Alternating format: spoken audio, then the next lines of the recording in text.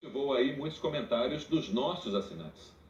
E Sérgio, olha, tá quebrando pau aí, tanto no Twitter, no Facebook e no nosso CAT também. Mas com o seguinte detalhe, a categoria está muito organizada, fez uma longa greve, né? Então os funcionários do judiciário, eles se organizaram mais, então o nosso CAT ficou todo a favor de conceder o aumento que o governo já avisou que vai vetar. O próprio ministro do Planejamento, o Nelson Barbosa, já antecipou que vai vetar, e como eu tinha dito aqui, as minhas fontes também dizem que o governo vai vetar.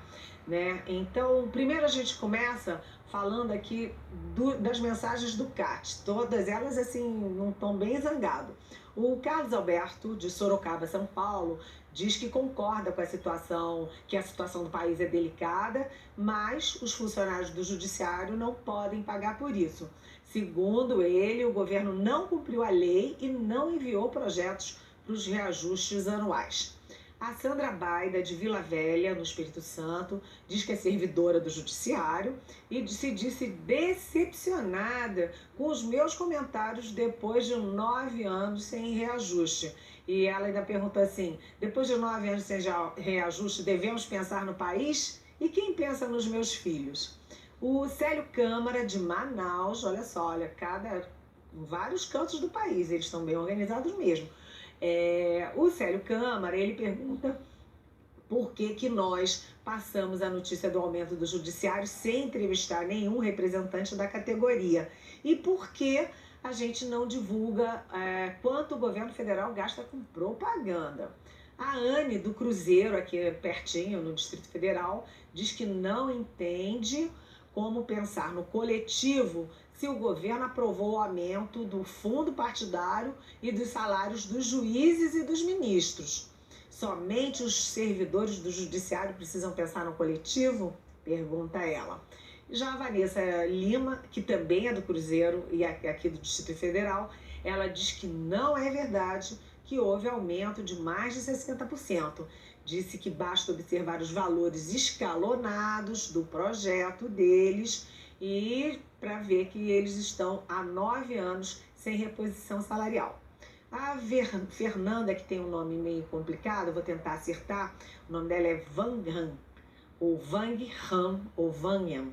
Não sei, ela é de Recife, em Pernambuco, e ela diz que costuma assistir ao Em Pauta, que sempre confiou nas informações prestadas, e ela é servidora do Judiciário Federal e se sentiu agredida pelas informações inverídicas de quem? Da Eliane Cantanhede.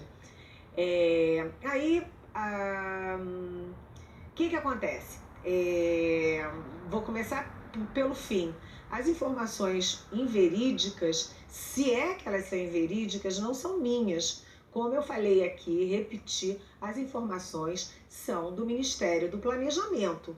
Nós temos a nota da Federação dos Funcionários, nós temos a nota do Ministério do Planejamento. Então, a gente seguia com base nisso. Além disso, se a gente conversar amplamente com economistas, com quem é da área, diz assim, é um momento de ajuste fiscal.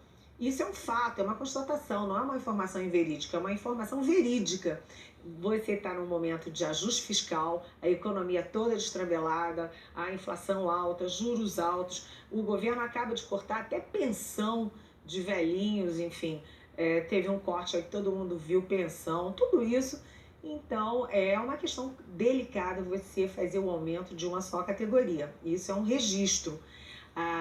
Então a gente trouxe também aqui para esse debate, eu agradeço aos telespectadores, aos nossos assinantes, aos servidores do Judiciário por dar a chance para a gente de fazer esse debate, que é um debate que interessa a toda a sociedade, porque afinal das contas quem paga o salário de funcionário público de qualquer poder é o povo brasileiro, é a maioria, então vamos todos debater, né?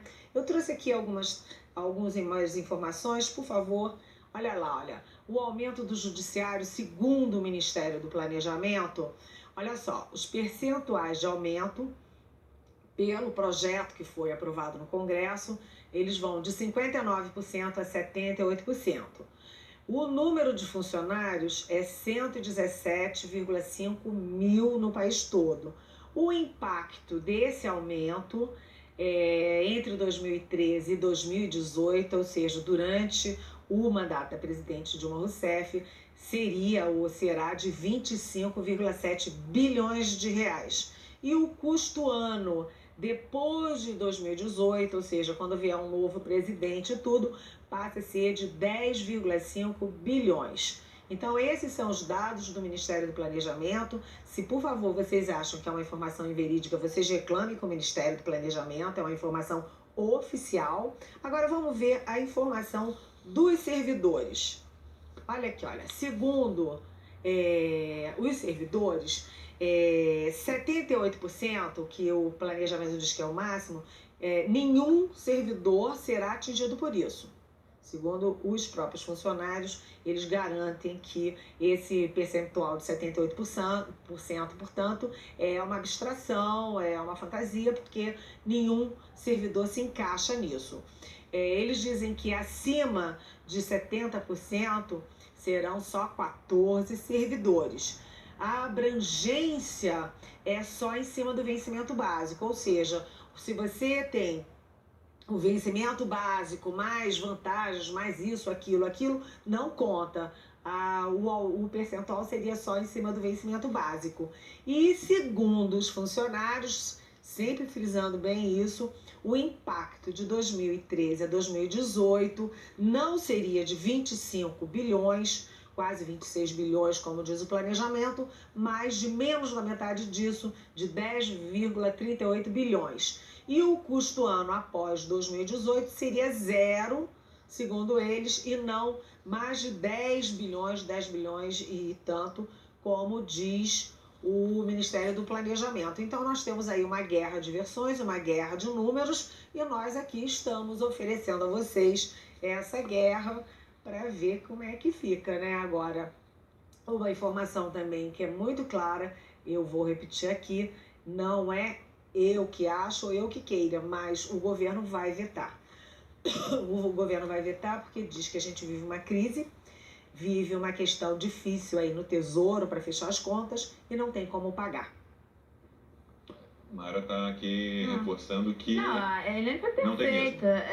A gente vive, o momento é o pior possível. Qualquer gasto que se falha do governo, e é interessante que as pessoas venham debater mesmo, porque os gastos do governo, as contas públicas, né? Todo mundo acha esse assunto muito chato e tal, e ninguém quer falar, e as pessoas acabam não entendendo como isso funciona. Tem que entender, tem que saber, porque esse é um ponto-chave. Hoje o país depende, para catalisar investimentos, esse é um ponto-chave. E são os investimentos que vão ajudar a combater a inflação, são os investimentos que vão ajudar a gerar emprego, são os investimentos que vão ajudar o país a crescer. E a questão das contas públicas é fundamental para isso. Agora, a gente tem que entender, a gente tem que debater, como a Helene falou, esse é o pior momento para anunciar um momento desse, porque está todo mundo sofrendo, quer dizer, todos nós, né? Quer dizer, a renda caiu, há um esforço brutal para se atingir a meta de superávit, ela é importante, o Brasil depende disso para não perder, por exemplo, o grau de investimento, porque se perde vai ser aumento de custo de dinheiro para todo mundo, né? Financiamento mais caro para todo mundo,